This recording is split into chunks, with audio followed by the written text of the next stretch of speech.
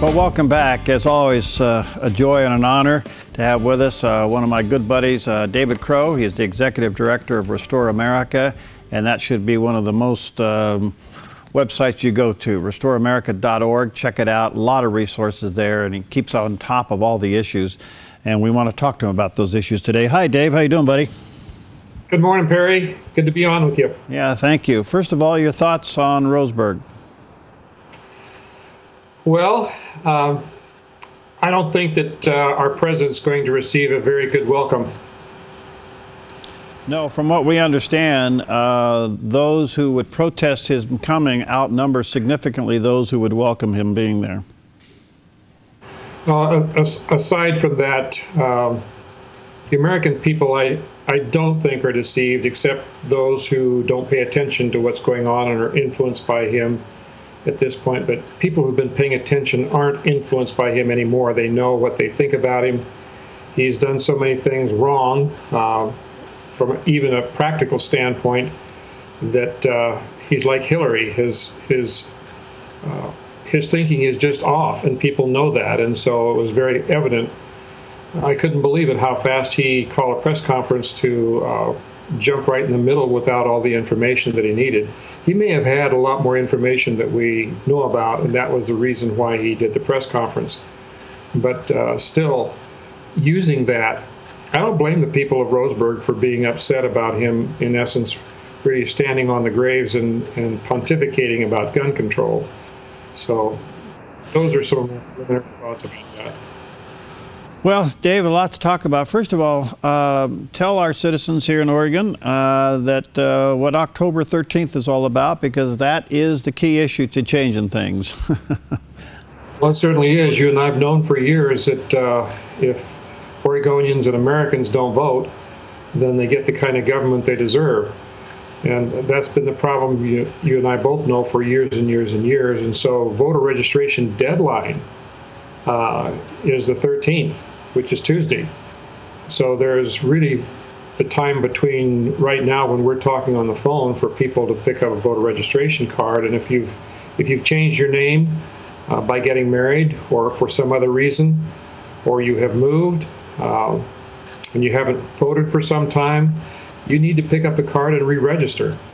You need to get that done. You need to get it in the mail by the 13th, no later than the 13th, postmarked on the 13th. So that's the problem we've seen in Oregon for all these years, is so many Christians just refuse to wake up and exercise their minimal citizenship duty. Well, I want to say to our viewers and listeners, again, 13th of this month, next Tuesday, is the deadline. And I also want to say to the pastors listening and watching, I would just admonish you from everything I got to have voter registration in your church Sunday. Have somebody there with those cards. It's totally legal to do that, and make sure that your parishioners are registered to vote. David, a lot of things to talk to you about. Let's come back to religious freedom. I know that's the biggie, but it's under attack all over the place. And then we saw just a couple days ago the Supreme Court in Oklahoma demand that the Ten Commandments be removed from the courthouse.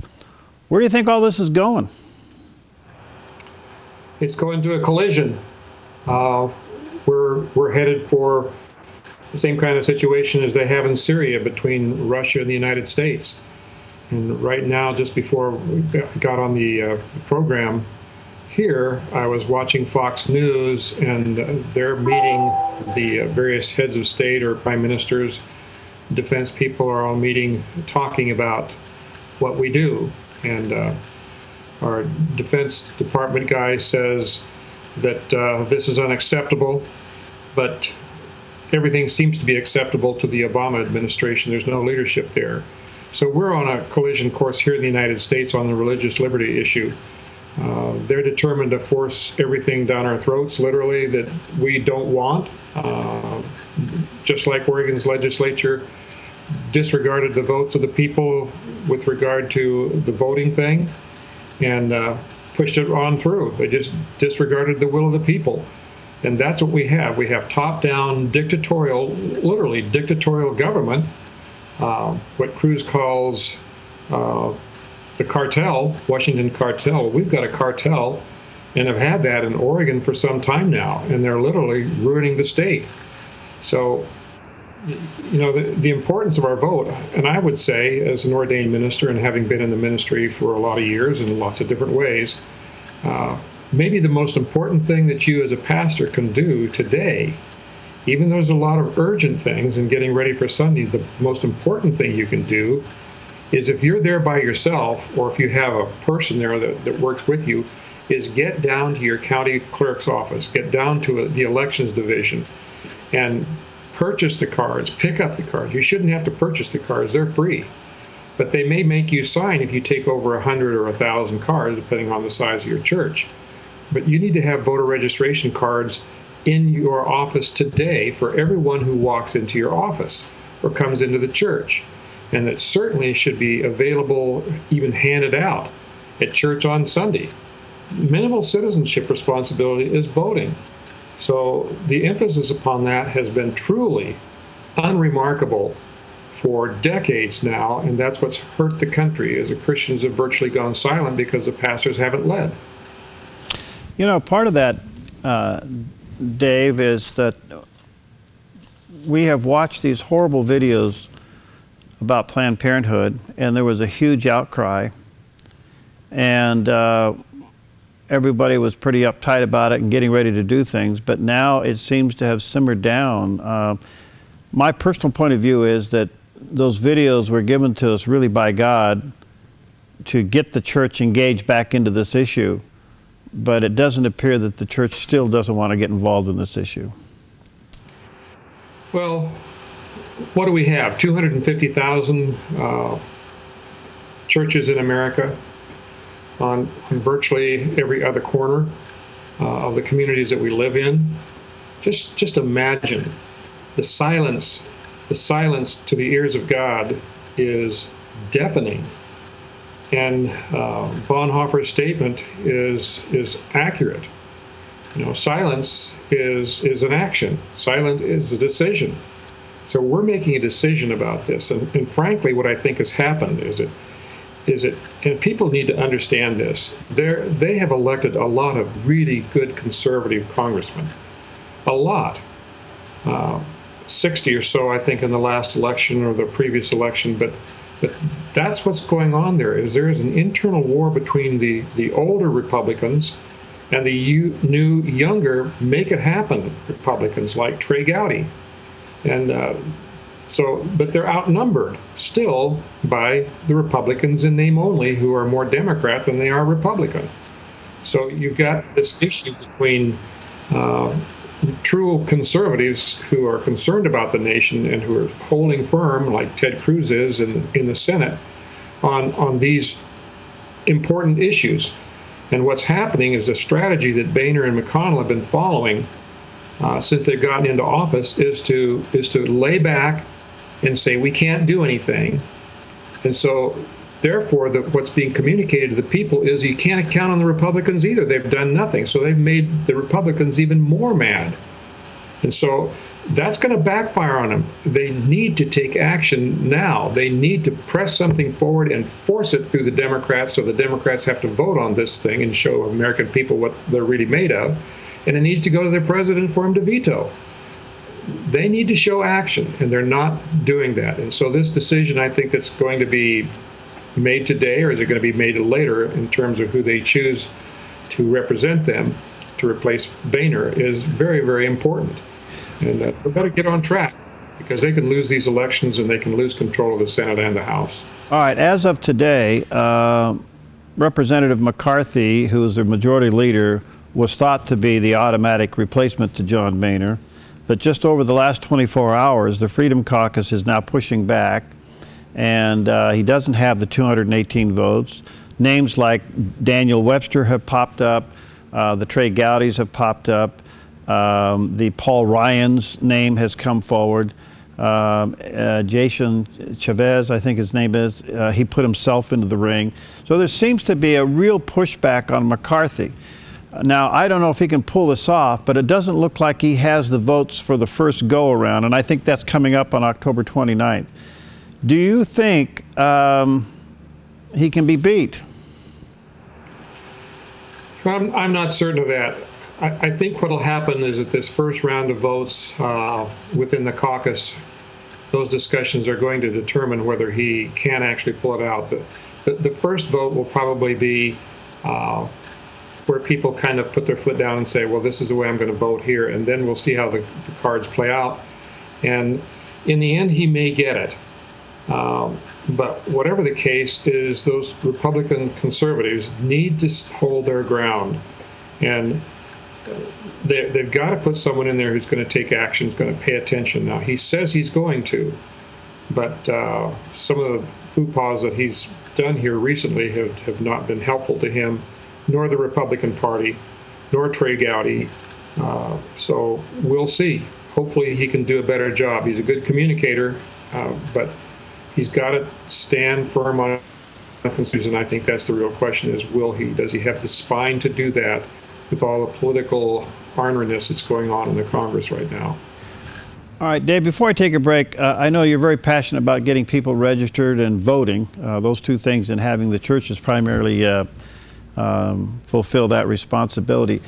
How's it going? I mean, you have a better feel for what's happening in the churches when it comes to these issues than I do. What's your gut feeling? You think that all the problems are going to cause a turnaround and maybe the faith community is going to engage this time? Not unless several things happen. First of all, you and I both know, as hard as we have tried there in Oregon, we failed. Our conferences failed. Every effort we've made to awaken pastors and get Christians registered and voting have failed. Have virtually done no good. So I've come to the conclusion that unless there truly is a grassroots awakening, and maybe the religious liberty thing, maybe the Planned Parenthood thing, maybe our conscience has finally come to the point where it's seared enough that we may do something. But there's no guarantee of that. And there has to be a continuation and outpouring of prayer across the nation, and certainly in Oregon as well, and an awakening to what we're facing. And we're in the end times, there's no question about that. A lot of people think, well, just fold your tent, there's nothing we can do. They're wrong about that. God wants us to stand and to hold up a standard and to be the citizens that we're supposed to be and exercise that. That's truly a godly thing to do. And if we will do that, yes, we can see the change. We can see that, but it's going to be hard pulling. We're in a battle, we're in more than a battle, we're in a war with frankly, godless people who hate Christ and who hate Christianity and hate us. So that's the battle we face. All right, let me take a quick break. We'll be right back with David Crowe. He's the Executive Director of Restore America. And again, restoreamerica.org. Great website, great resource. Go there and take a look around. You'll find a lot of very supportive material, and support them while you're there. We'll be right back.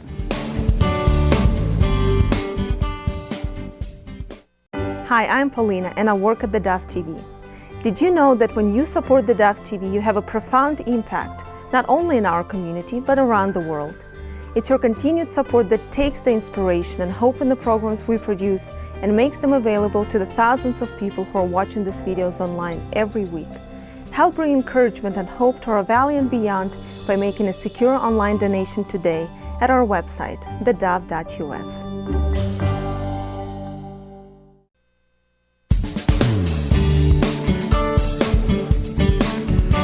Okay, we're back and delighted to have with us David Crowe. He is the Executive Director of Restore America, and again, a great website, restoreamerica.org. And boy, there's a lot of information there, and it becomes very important to have that information as we get into these election cycles. And support them while you're there. They do a great work throughout the entire state of Oregon. And don't forget, coming up next Tuesday, October 13th, is the last day to register to vote.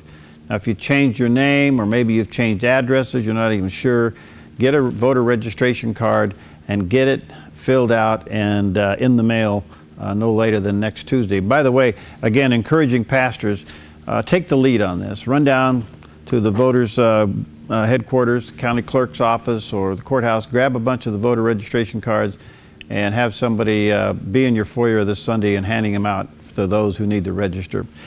David, this whole presidential thing is just twists and turns every day, but there does seem to be a clear message on the Republican side. Anybody but a politician at the moment. Trump continues to do well. Carson's coming up very strong. Carly Fiorina now is in the top tier. Rubio's doing okay. Ted Cruz is kind of doing okay, but they're sitting senators. They don't seem to be pulling the huge numbers. What's that telling you? Well, I think something that you and I have known a long time is that there is a smoldering disappointment. I don't want to say anger, but there certainly is a growing anger in the country amongst evangelicals and conservatives, people who are not necessarily people of faith, but people who understand that this government, the trajectory that these parties have put us on for the last 40 or so years is becoming even more and more corrupt and controlled from above, from the elite, the political class, as they're being called. And you and I know that's true in Oregon. We've watched it over and over and over again. And we also know that that there are enough Christians in both in the state and in the country that if they would vote, we could change the country. We could change the temper of what goes on in our legislatures. And I think we're right on the verge of that.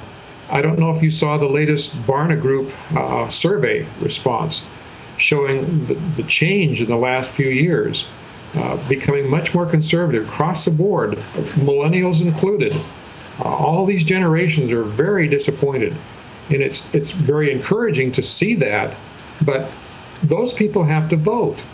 People who are upset with the government, if they don't vote, they're allowing it to just continue. And that's the biggest effort. That's the biggest, most important thing right now, is awakening the body of Christ, awakening evangelical and born-again Christians to their citizenship duty. It's not just a responsibility, it's a duty.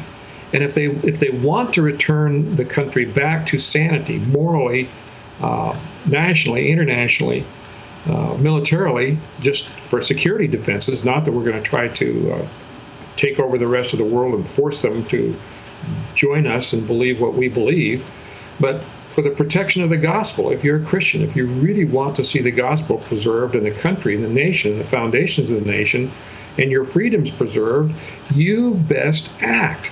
And the first act right now, between now and next Tuesday, is voter registration. You must take it seriously. And I would say that for the pastors as well. Pull out all the stops. Quit worrying about what people think. Stand tall. Call your congregation to account. Call them to make the effort. You make the effort. You bring the cards in. You make it happen. You demonstrate leadership. Your people will respond to that.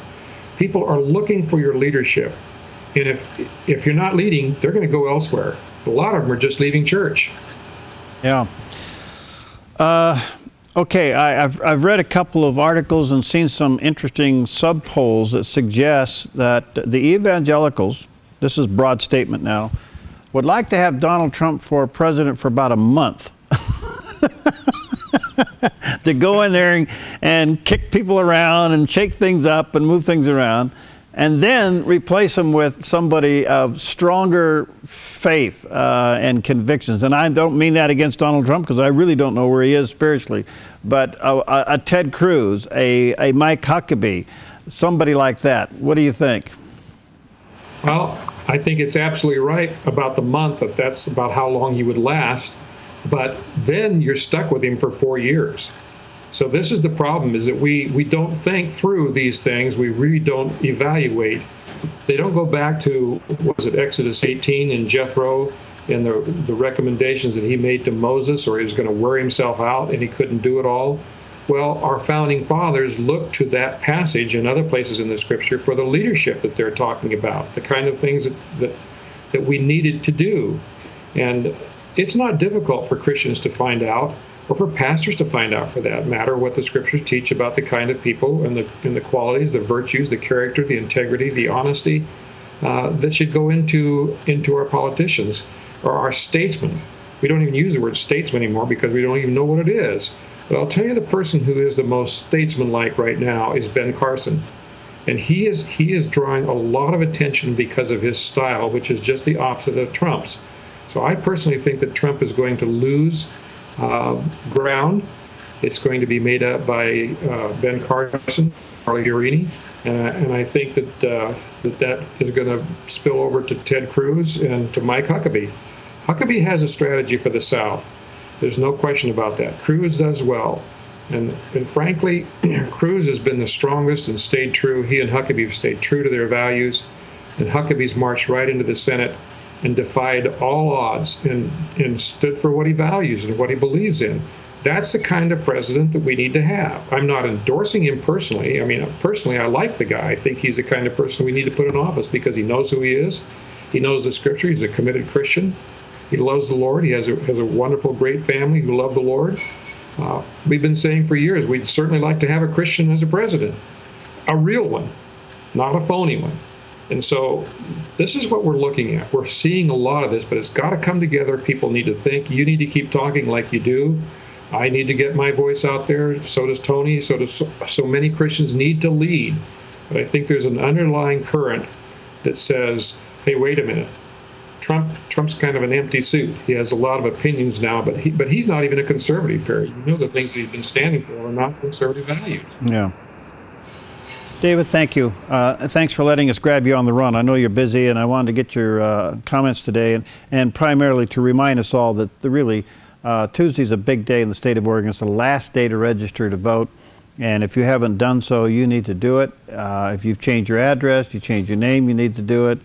Pastors, take the lead. I just would ask you, hold the card up in church Sunday and say, see this is a voter registration card.